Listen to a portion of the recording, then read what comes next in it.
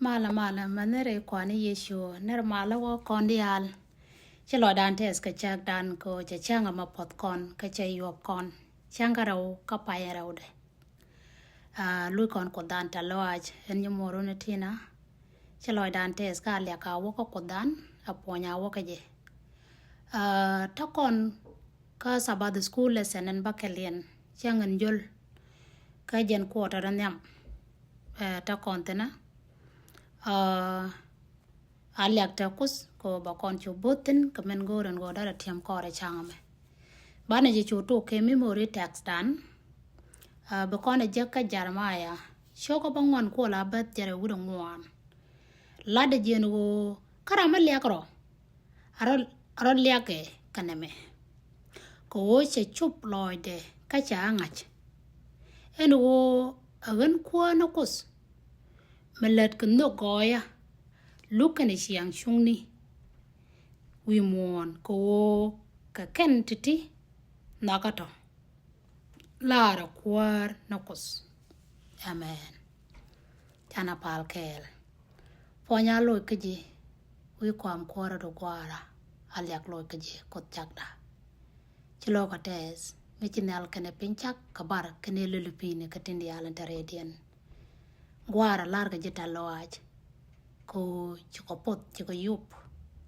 chikat chung ni ko kwen chaka chupre changame kalwang do kara lebu wor nyini ching nyal chang ka kwita ga da wi mona me gwaden ka lebu wor nyini ching nyal hong ni chang ka miesta ka mandorar ko ba ka cham ni chang ku jomo ko charu kara kamna ko yedo ko bele ko kam nyal gwaden berier ko lat ka ba ko moy ka jit yeka lo yeka cher yeka wang yeka ko berier ko be o kwat jakre charada aliak tagaji bos ko korwai do kara roi do lat ko wi mon cher ka malate genial ke chodi chokor medit amen aliak taga kosdan changen jolien ala sunday changa kel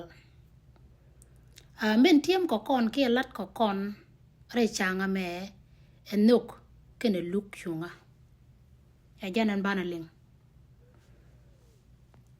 nuk konyal kene luk chunga kop janan tiem ko kon re changa me ko gur ko ba konaling anga akodan men gore bangie ko kon chet kere dialen cha kon ngi ke kere ni tin che dot jok ajen gore balat kona re changame bane shu ware de ka kwar mala akon bode re irwai no kon yal dial no kana luk shunga waka kel no gen tok gore no luk shunga ka luk shunga en tok de jarwaj ka chop je kuno kara ken kona ngie jen go bana titi dang raw char kel ken kona ngie jen go bana nuk kene luk shunga bana ka char kel men ken kona char ka je awo nuk kene luk shunga kandang raw chaka yara longanat ejen mi che kono lon ko mi char kono o dare wote da ka mat kel ke da ka jal kel ala ti cha da dak be kono kula ling en o ra wote jal kan kel de chane kwen kadit choko jandan dok wude dok ko la badan de den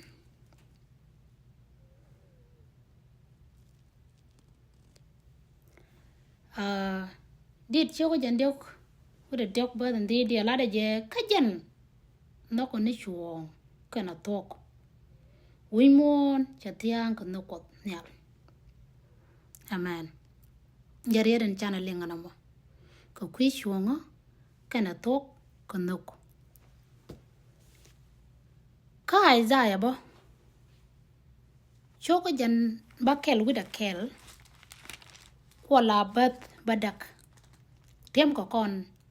Roan me chat ka roan pai kon akuan. Lada jen wo. Ko wogan kunyal. Naga chuo. Hello ka mach. Kana lad jeng. Ka goida. Baga chula ka. Kaba marwaj madorar lat kake. Chana roan me nyawa liang. Chat ka men cha lat kon. No one. Re ba ne tin chokon ka ling kia ba tin chokon ling. Anu won no kot ka ne shionde. Jana loga mach. Kia loga lad jeng ne. Dung no ko goide. Chokon chula ka. Kia lada jego ko goide baga chula ka. Kaba marwaj madora lat kake. Ka yarmaya ba. Yarmaya. Choka bangwan. Nchokona kuwana wan. Wala verse 24. Lada jabon go. Karame liagro. Aro liage. Kaneme. Aro liage ko changach. En go ajanan. Kunyal. Mitagunuk. Mitalpak. Katok. Kene shuang wimon. Ko ken titi. Nagake. Rainan kunyal. Kana roja menyo ko liang. Kana nukot. Shuonde. Tokde. Chana jenyo ko liang ray roja me. Nyok bo. Kadit. Choka jan badak wuda diej. Kuala bath wal. Lada ni the same thing. Kadit ba choka jan badak wuda bangwan. Bad wal ngwan. Lada ni jana kel. Lada chiang chung nukot. Lada tok konel. Lada nuk konel. Kene lukde. Chakul ware chung ni tititin chakon ka ling. Chakon ka kwen. Kaba kontan kien o kwen.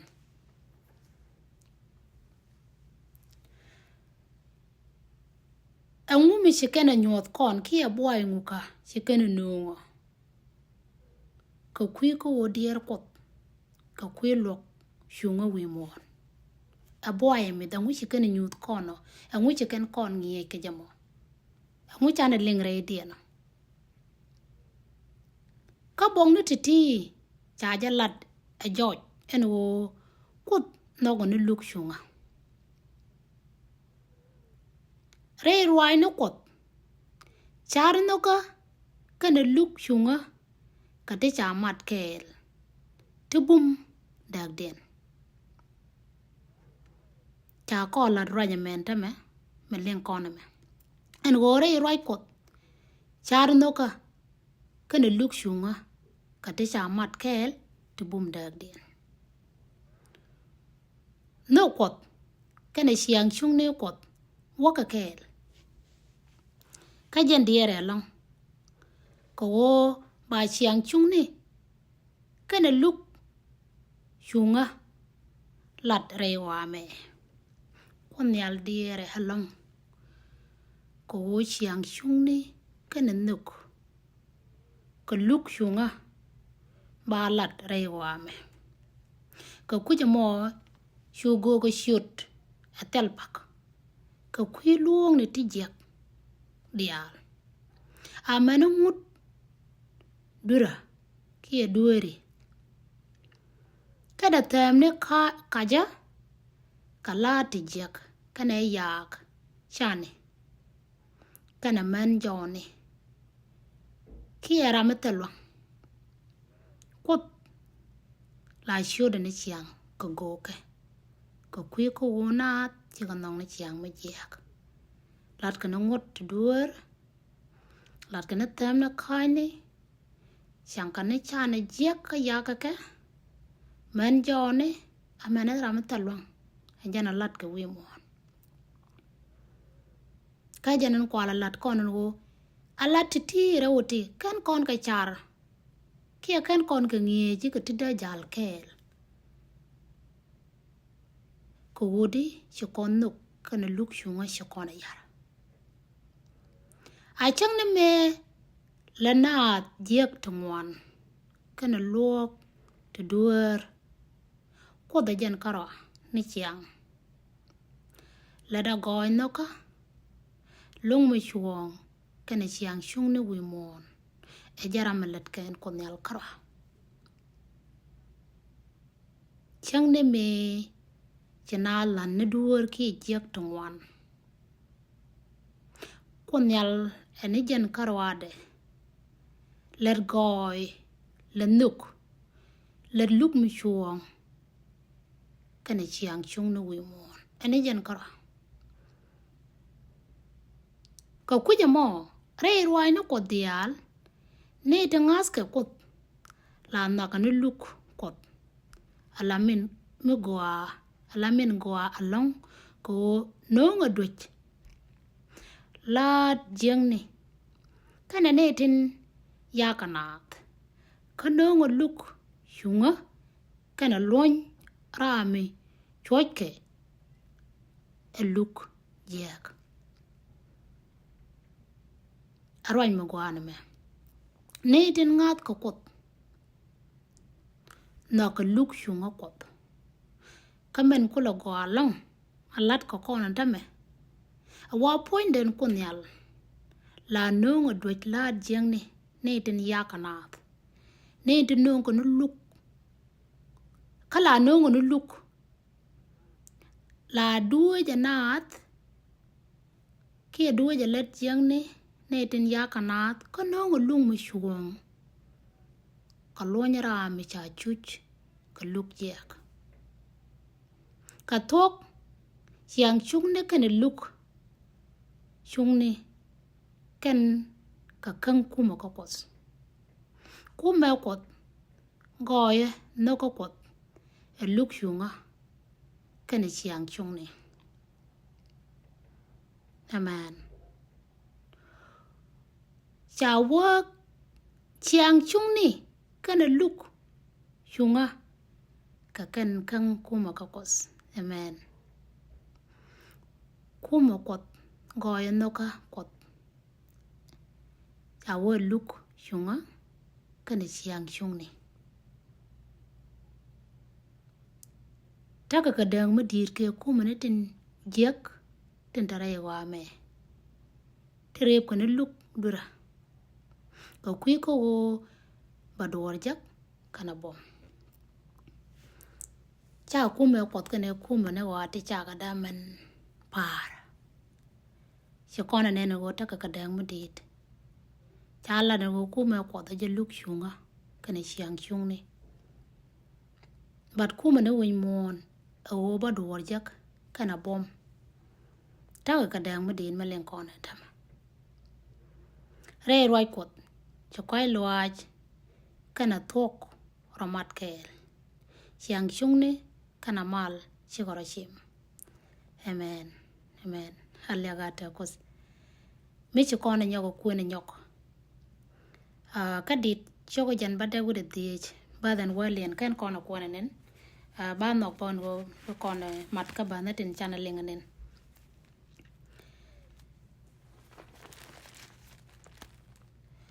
kadit dit chogo jan bade wude diech ko la badan walien chawa kabinok kana ngat lene te tin kel en wana kabogoy kana mal ro lene nyok kaban ka kon amen chana raja me chana je nyok lieng lat ka ni jin no kot lat ka no koy kot lat ka na ngat kot che kon lieng e kume kot e jen chuong e jen luk shunga e nuk e chiango ya kelu e jen kume kot na mo ka kot chamen gura ka kon chamen gura ka kon nyu da joj kon yal men gura ka kon che je nyu da joj na me chelat kon kamika shoka ba kel kwala badan badak den la de jene che je nyu men goa loran ka ngum gur kon yal le ka ji o belet belane shuo ka ba kai lo ay nok ka be jal mola yana kosto e janan gor ko dana na me en wodi men che nyot kon an goa che nyot kon awo bana chuong bana janok bana kai loy nok bana jala goa kia bana jal mola ka kosdan te ka duor me dene nyos ka kwi chianga kot nok kana luk chunga kana kai loaj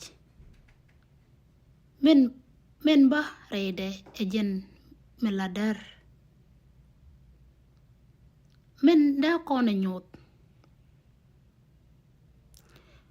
mete ka meda kona nyot are chianga chung ne kot ki are chianga kot enuk kana luk chunga ka kai loade meladar chawa jendar mandan cho kona lengane ejen kuma kot en tok kana chuong kana chiang chung ne kana luk mi chuong e wa jendar ke jen kan kuma ka kot tamalat ka jakona mete ka meda kona lada ada kona lat na adu yimon kona tin cho kon kai loy kot kana nugde kuma kot cho kona ngaje no jen ne metede awa luk chunga de nugde kai loy de mental pack agenda kona lat na ado ko jen point de jender kuma ka kot awa ngu nyoda angu nyoda mo a changa ni antame marai kona kona de ti angu nyoda mo no ka luong nat ka ti cha yara angu nyoda kada kona kula teidi ashe kon shoot ko da luk shunga kot en tok ban chankel chawo angu nyoda to angu ne nyod ka to en wo luok nat en tame ka ti cha yara kada ro kula pagadi ashe kon shoot ka kwi luk shunga kot en tok en baban ka tok mo kon kamen chati kon ala kumani tenda kon tenanta me kia gwada ta kon tena ka tok tele luk shunga me lat kon gwada ka tele nukbo tala tok mi awi mon nen kon ke ka gwi kon ka tindi alan tok cha chan cha da man kam chona ki cha da man kam man gore ki cha luk da walat gwade ko e chan why ko nath no kanu ko wi mona tam mi jira mata kan wak ta go dir ran kok aba chuong kamji ajanan ko ala lat kono ne niam eno go kut point de diere along ka kana man pa ka shoot ko ba go ka ba ka jak ka kwi ko longa na adre chianga men jia kan tanaten re duere luok duere ten tanaten chiang ka jaman tanaten yaga e chan kana men joni amana ramatalo kana man pak raja me chuba loidan kanen kon kum ne tinte kon tinen wale re wini kon re wini nena ko kene to konten tala tok mo gwade ala ngak cha wot ke long pin so ko kujama lukot a to ka cho mada dien a pujo woda kon jawdan kam nyal ko luk shunga koda amete tene tuga ka bete tene mane chankel kun mu wewo bana ki ata anta kon tene ta me lu kon ka chuong ka tok cherga men cha lar kon ka Isaiah 11 ye kwana kosme che nyur pon ye chu karaso chuana lu ka tok kana chuong lu ga gai kana shan ka tok kana chuong charan kam chuong ko e shan ka charame gwa ki ram rieng che kam chuong ko e rieng jen nge ja tok mala tok dora weather jira me chan jira me chan so ko kwidan kon je won mon cho koro ban mo ke level tata content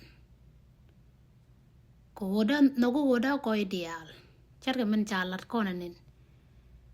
Cha kon jo ko ken kum ne win mo na ti chikan da man par ke kum ko kum ne win mo na ti angu me let kene wo ba dor jak ken let kene wo ba ta ka bom te ma cha kon ben moy ke lebale wi mon te ga ne di chan ga ne di yang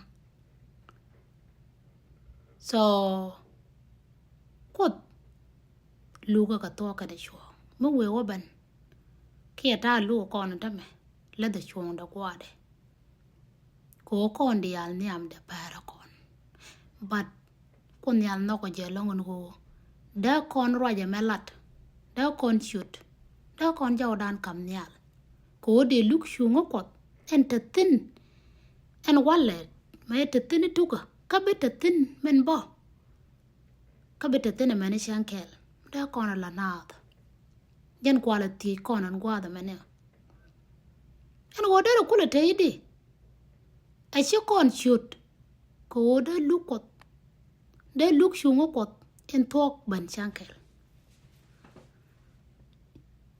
ko kuja mo kot no go ne tok kana shuong